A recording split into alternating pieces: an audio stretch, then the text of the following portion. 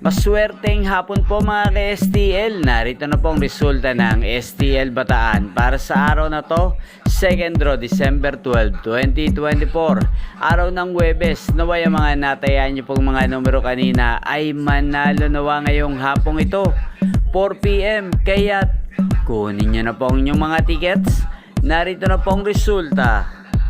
Ang mga numerong nanalo sa STL Bataan ngayong hapong ito, December 12, 2024, 4 PM. Second draw result, 31 at 16 in exact order. Sa lahat po ng tumaya kanina sa STL Bataan para sa second draw ng 31 at 16, congrats po sa inyo. Panalo po kayo. Again, 31 at 16 in exact order.